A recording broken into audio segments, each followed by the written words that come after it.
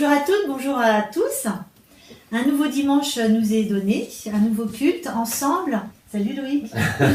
Bonjour Valérie, on est tellement heureux de vous retrouver et de partager ce temps avec vous. On va commencer par quelques chants peut-être. Voilà, très bien, super. Okay. Alors les paroles vont s'inscrire sur l'écran, donc on vous invite à venir chanter avec nous. À tout à l'heure. Je souhaiterais que nous chantions ce chant et que nous nous souvenions de ce que le Seigneur nous encourage par sa parole lorsqu'il nous dit « Ne crains rien car je suis avec toi. Ne promène pas des regards inquiets car je suis ton Dieu. Je te fortifie, je viens à ton secours. Je te soutiens de ma droite triomphante. » On peut retrouver ce texte dans Ésaïe 41:10.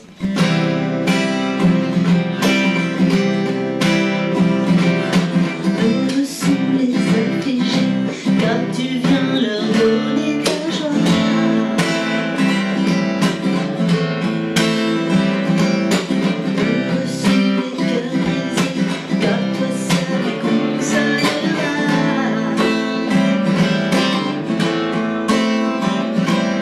Dieu remplit d'une vie nouvelle.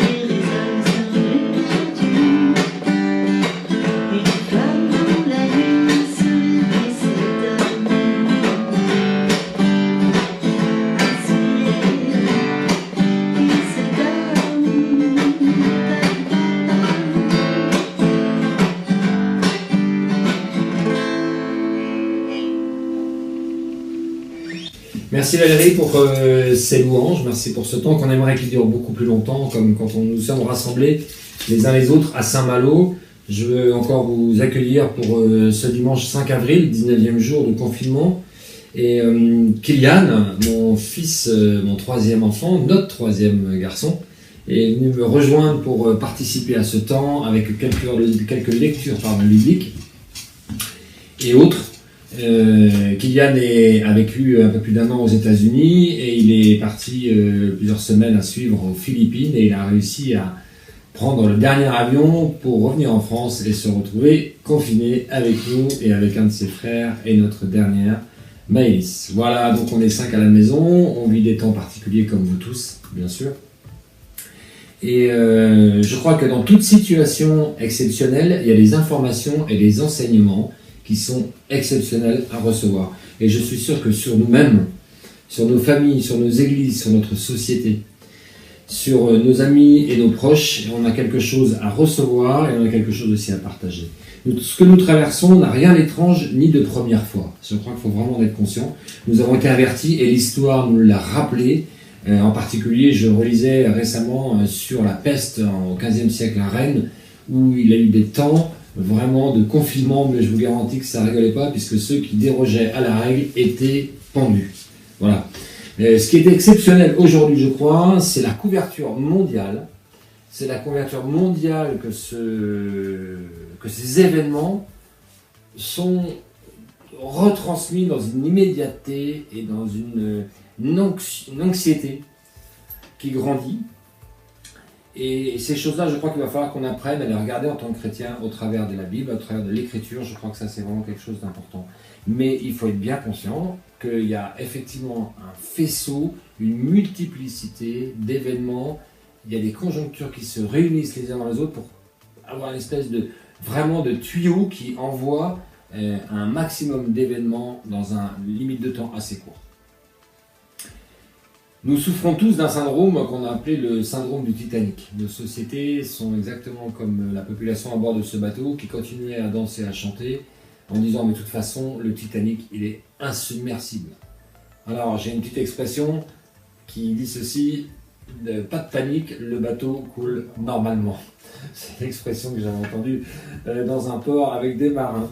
Voilà, et je crois pourtant que bien des hommes et des femmes qui sont des témoins privilégiés de notre monde, du point de vue social, du point de vue économique, du point de vue écologique, nous ont alertés. Déjà Victor Hugo, en 1870, Kylian s'il te plaît. Alors Victor Hugo, c'est une triste chose de penser que la nature parle et avertit le genre humain et que celui-ci n'écoute pas. C'est une triste chose de penser que la nature parle et elle nous avertit, elle nous alerte depuis longtemps. Et que le genre humain refuse à écouter ce que la nature veut nous enseigner. René Dumont, Albert Jacquard, je vais en citer quelques-uns, mais il y en aurait tellement, Edgar Morin, Lester Brand, Jean-Marie Pelt et tant d'autres, nous ont avertis sur des comportements et sur des situations qui risquent d'être dramatiques. Le Ouest France titrait, s'il te plaît Kylian, le Ouest France titrait en 2011. Alors, l'économie mondiale subira des chocs plus graves. L'économie mondiale connaîtra des chocs majeurs plus fréquents et aux plus graves conséquences pour l'économie et la société. Selon un rapport de l'OCDE, l'Organisation de coopération et de développement économique, sont craints pour les années à venir une pandémie, une cyberattaque visant une infrastructure critique, une crise financière, un conflit socio-économique. Les auteurs préconisent une amélioration de la coopération et la mise en place de systèmes d'alerte rapide. Voilà, vous voyez, on était avertis depuis très longtemps, il y a des choses qui se sont passées, mais il y a encore bien plus longtemps. Les avertissements nous ont été donnés et on va rentrer au cœur de ces avertissements qui nous sont, qu'on retrouve dans le chapitre 21 du livre de Luc dans le Nouveau Testament. Kylian, je te demande de lire, si tu veux bien, du verset 8 au verset 11. Merci. Alors, Luc 21, verset 8. Jésus leur dit, « Faites attention, ne vous laissez pas induire en erreur, car plusieurs viendront sous mon nom en disant, c'est moi le Messie. Ou encore, le temps est venu, ne les suivez pas. Quand vous entendrez parler de guerre et de soulèvement, ne vous effrayez pas. Car tout cela doit arriver d'abord, mais la fin ne viendra pas aussitôt après. Puis il ajouta, on verra se dresser une nation contre une nation, un royaume contre un autre. Il y aura de grands tremblements de terre, et en divers lieux, des famines et des épidémies séviront. Des phénomènes terrifiants se produiront, et dans le ciel, des signes extraordinaires apparaîtront. Merci. Ils n'ont fait que répéter, ces observateurs, ce qui nous était donné, révélé, alerté par le Seigneur quand il parlait à ses disciples. Jésus s'adressait à ses disciples, et dans ce livre qu'on peut retrouver dans le Nouveau Testament, je vous invite vraiment à relire ces passages. Il y en a d'autres, mais en particulier Luc 21 ou Matthieu 24. On a des avertissements, c'est vrai. Par contre, il y a quelque chose qui est vraiment important à saisir au travers de tout cela. C'est le verset 28 qui nous dit ceci. Quand ces événements commenceront à se produire, levez la tête et prenez courage. Quand ces événements, quand ces choses arriveront, quand ce faisceau de conjonction, quand ces événements se multiplieront, il nous est invité à faire quelque chose de particulier, c'est de lever nos têtes et de prendre courage. Pourquoi ? Parce que ces événements ne sont pas en dehors de la connaissance de Dieu. C'est très important de souligner. La deuxième chose, c'est que ces choses ne sont pas hors contrôle de la main de Dieu. Il nous avait avertis. Et que ces choses et ces événements ne sont pas là pour nous décourager. Parce qu'il nous est appelé à lever nos têtes. Et quand je lève la tête en tant que chrétien, je lève mes yeux vers le Seigneur. D'où me viendra le secours. Levez vos têtes, redressez, nous dit Hébreux 12, verset 12, redressez les mains abattues, affermissez les genoux, chancelant. Je crois que le monde entrevoit le jugement de Dieu. C'est pas la première fois que le Seigneur alerte, mais je crois que jamais il a autant alerté d'une façon aussi insistante.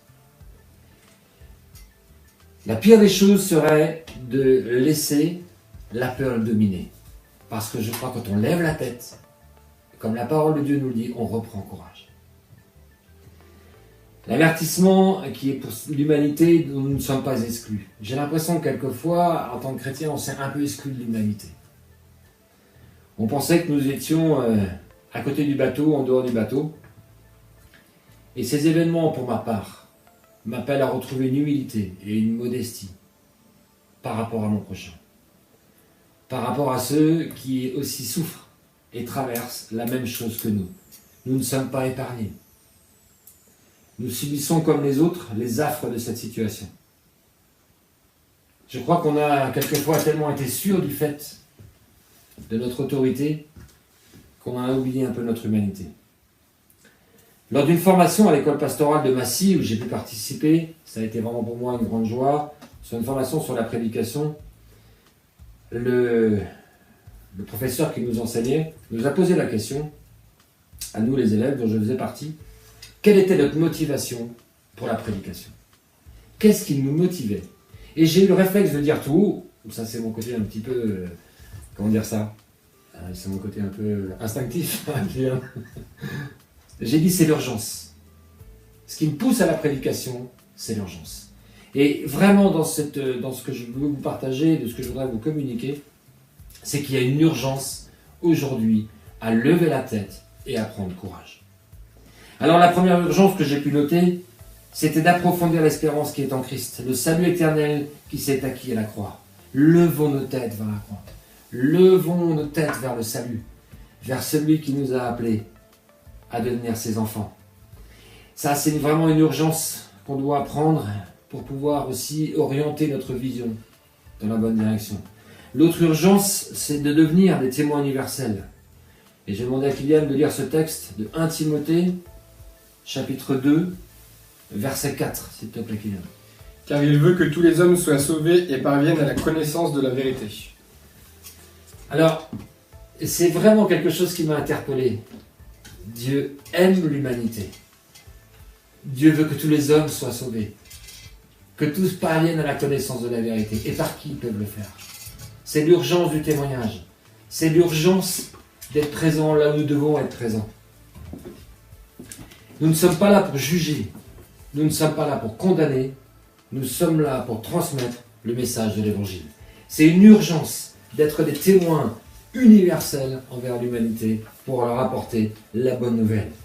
Une autre urgence qui nous oblige à lever la tête et qui nous amène à lever la tête, c'est de se rappeler que nous sommes appelés à un amour réel, vrai, sincère, pour que les hommes puissent faire la différence. C'est à l'amour que vous aurez les uns pour les autres, que le monde verra que vous êtes ses disciples. Il y a une hystérie collective qui va gagner le monde. Et je n'ose imaginer les conséquences de tels débordements sociaux. Je vous en laisse faire la prospective. Je crois que le feu couvre. Et si jamais les besoins de l'humanité ne sont pas, dans ces besoins vitaux, ne sont pas couverts, alors effectivement, on court au péril. C'est pour ça que cette urgence d'un amour peut changer le cours de l'histoire de l'humanité, ça j'en suis sûr. La cinquième urgence, c'est de refléter la lumière. Nous sommes appelés à être lumière du monde. Matthieu 5, 14. Comment être la lumière du monde sans refléter celui qui a dit qu'il était la lumière du monde? Et ce reflet de la lumière viendra d'une consécration, de retrouver dans la prière, dans le jeûne, un véritable réveil. On m'a parlé beaucoup du réveil, j'en ai entendu parler depuis 50 ans. Je crois à un réveil des consciences. Je crois à un réveil spirituel de chacun d'entre nous. Je crois vraiment au résultat d'une urgence de plier le genou et de lever les yeux vers le ciel pour y trouver le courage, pour y retrouver l'élan. C'est un réveil avec un réveil individuel qui aura des conséquences autour de toi. Réveille-toi, toi qui dors. Réveille-toi d'entre les morts et Christ t'éclairera. Quand on pense au film de la liste de Schindler, que vous connaissez beaucoup d'entre vous, un film qui a été nominé dans différents domaines et qui m'a beaucoup touché, parce qu'à la fin de ce film, quand cet homme qui a sauvé tellement de vies se rend compte qu'il en a encore tellement à sauver, et qui voudrait, dans les dernières secondes de ses possibilités de sauver ses hommes et ses femmes et ses enfants, tout offrir, donner sa chemise, ses chaussures, il voudrait tout donner. Et il y avait une vraie urgence. Il y avait une vraie urgence pour sauver les vies. L'urgence, la sixième, c'est l'urgence d'aimer notre prochain. Et j'ai paraphrasé en disant, tu ne décourageras pas ton prochain. Patience et miséricorde. Quelquefois, nos jugements sur notre prochain, même sur nos bien-aimés, amènent une double peine.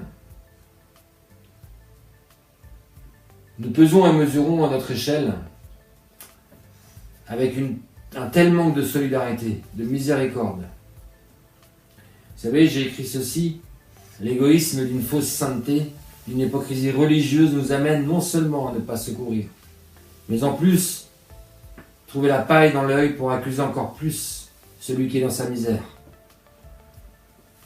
pour appuyer sur la charge qu'il porte déjà sur lui. Et surtout se justifier en ne voulant pas se salir.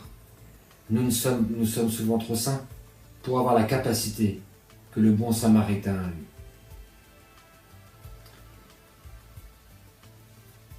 Nos préoccupations sont bien trop spirituelles. Le Talmud dit ceci, celui qui sauve une vie, sauve l'humanité tout entière. Combien ces choses résonnent dans mon cœur, combien ces choses me parlent, combien cette urgence que l'Évangile nous invite à avoir, de lever les yeux et de renouveler son courage. L'urgence de pleurer avec celui qui pleure, de soutenir et bénir ceux qui souffrent et qui sont dans l'épreuve, dans la maladie, dans ceux qui traversent le virus. On voit bien que personne n'est épargné.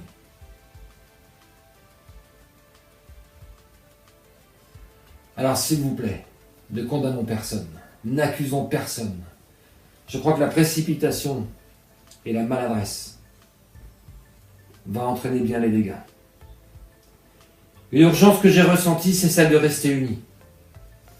de rester formés, de demeurer solidaires les uns des autres. Ne pas se croire plus que les autres. Ne pas penser avoir plus compris que les autres. S'il vous plaît, je vous invite à la modestie et à l'humilité. Ne profitez pas de cette situation pour vous arranger une autorité, pour vous proclamer je ne sais quoi. Nous voilà face à des défis de société, mais aussi face aux défis de la foi, face aux défis de l'Église, face aux défis de la fidélité, au défi de la persévérance. Et nous sommes mandatés, comme si bien l'a expliqué Yannick dimanche dernier, pour apporter un message de réconciliation. Parce qu'il y a une urgence à relever et à revenir au Seigneur. S'il n'a pas encore pris une décision ferme de se donner au Christ, revenez à lui. La réconciliation avec le Père. Et le pardon de nos péchés pour marcher dans une nouveauté de vie. Pour pouvoir relever la tête. Et pour reprendre courage. Mes bien-aimés, quand des hommes ont posé la question à Martin Luther King, peu avant sa mort, qu'il ne connaissait pas, on lui a posé la question. Et si on vous annonçait la fin du monde et le retour de Jésus pour demain? Je ne sais pas comment vous répondriez à cette question. Et moi, je voudrais entendre, et c'est Kylian, je vais te demander de revenir avec moi. Parce que Martin Luther King a répondu ceci. J'irai planter un arbre. J'irai planter un arbre. Quelle réponse! Mais quelle réponse! J'aurais pas pu donner cette réponse-là. Et j'ai compris pourquoi il a dit ça. Et ça m'a beaucoup touché. Parce qu'il y a une urgence de lever la tête. Et d'être enseigné pour être prêt à son retour. Parce que la force de celui qui lève la tête et qui reprend courage, c'est celui qui sait et qui connaît sa destinée en Christ. Alors Martin Luther King était prêt pour son retour. Êtes-vous prêt pour le retour? C'est une question qui, depuis 2000 ans, parcourt l'humanité. Et je sais que des millions ont répondu positivement. Je prie pour que des millions répondent positivement parce que je sais que la moisson est grande. Jamais il y a eu une telle population sur la surface du globe à aujourd'hui. La moisson est immense et il y a peu d'ouvriers. Martin Luther King était prêt pour son retour, réconcilié avec le Père. Il était en paix pour son salut. Et il savait que quoi qu'il arrive, le Seigneur le recevrait dans son sein. Êtes-vous prêts? C'est la question urgente. Au-dessus de tout, êtes-vous prêts? La deuxième remarque à cette réponse, j'irai planter un arbre. Il ne faisait pas abstraction des avertissements éventuels, des signes et des événements qui l'entouraient. Mais il savait que nul ne sait ni le jour ni l'heure. Il ne nous est pas donné de savoir ces choses-là. Kylian, si tu veux bien lire Matthieu 25, 13. C'est pourquoi, ajouta Jésus, tenez-vous en éveil, car vous ne savez ni le jour, ni l'heure de ma venue. Tenez-vous en éveil, levez vos têtes, prenez courage. Nul ne sait ni le jour ni l'heure. On peut recevoir tous les avertissements, mais je ne connais pas le temps et le moment. Alors c'est pour ça que Martin Luther King nous invite à planter un arbre. C'est pour ça que la parole de Dieu nous dit de travailler tant qu'il fait jour. Nous devons œuvrer tant que c'est possible. Nous devons avoir l'imagination pour investir pour demain, investir dans les bonnes choses, investir dans les vraies choses, saisir l'urgence du moment pour imaginer demain, pour bâtir, pour construire, pour planter. La moisson est grande, elle le sera plus encore demain. Levons nos yeux vers celui qui nous a appris qu'il était le chemin, la vérité et la vie. Que la grâce et la paix du Seigneur vous accompagnent.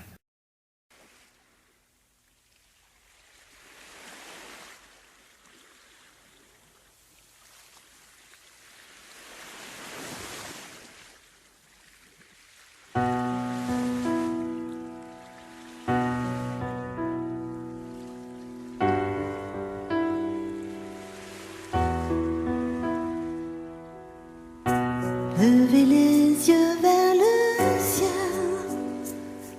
et voyez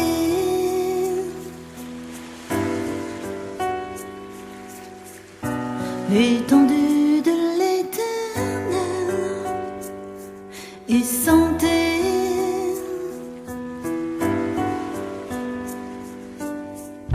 son esprit envahir vos pensées.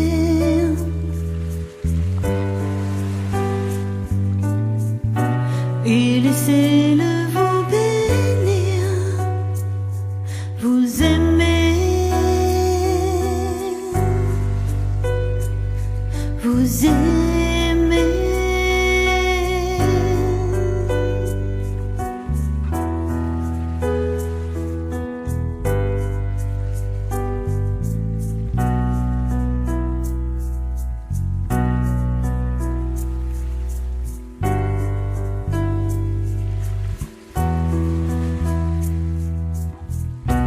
Levez vos voix vers le ciel et priez.